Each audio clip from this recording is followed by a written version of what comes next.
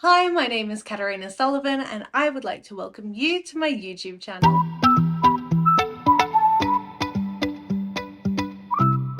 Today we are talking about how the vote is counted on referendum night. As I said in my last video, it's not as straightforward as just yes votes versus no votes. The referendum actually needs what we refer to as a double majority to pass. Now, what do I mean by a double majority? A double majority is a requirement that any proposed change to the Australian Constitution must be approved by a majority of voters across the nation and by a majority of voters in a majority of the states. The Australian Electoral Commission, or AEC, has a fantastic graphic on what this looks like. On election night, for a referendum to pass, it is required that a majority of the entire population who have voted did so in the affirmative. For instance, let's say 17 million people vote in the referendum. That means that 8.5 million and one people need to vote yes for the referendum to pass. That is called a national majority. In addition to the national majority, it is required that a majority of voters in a majority of the states vote yes for a referendum to pass. This means that it would be required that 4 out of 6 states see a majority of voters vote in favour of the proposed amendment.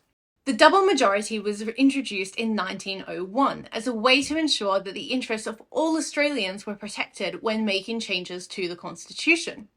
It was also a way to prevent the states with the biggest populations from dominating the referendum process. Now, there is a glaring issue with this, especially personally for me as a resident of the ACT. Yep, that's right. The Northern Territory and the Australian Capital Territory are not counted towards the double majority. For this referendum especially, it is important to note that the double majority requirement means that First Nations people in the Northern Territory and First Nations people in the Australian Capital Territory have less of a say than First Nations people in the states. This is because the votes of people living in the territories are only counted in the national vote, not the state vote.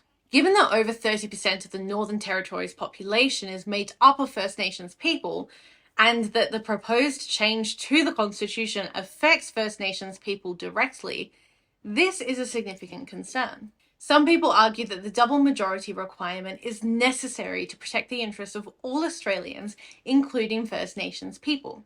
They argue that the double majority requirement ensures that any proposed change to the Constitution has broad support from across the country. Others argue that the double majority requirement is unfair to First Nations people and non-Indigenous people living in the Northern Territory and in the ACT. They argue that the double majority requirement disenfranchises many residents of both the territories and gives them less of a say in how the country is governed.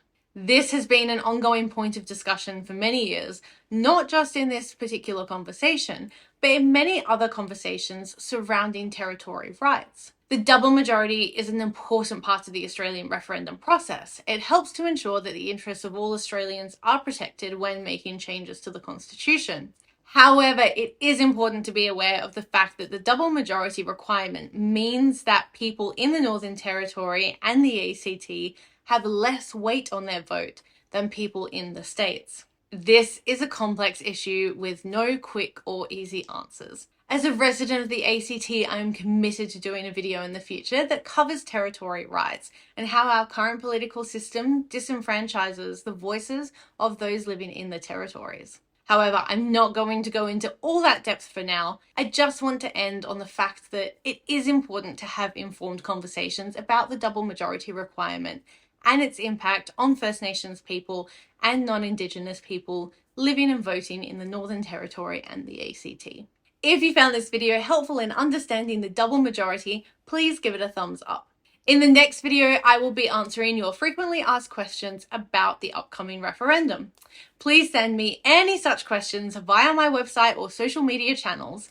Otherwise, feel free to comment your questions below. I will also cover a little history of referenda in Australia.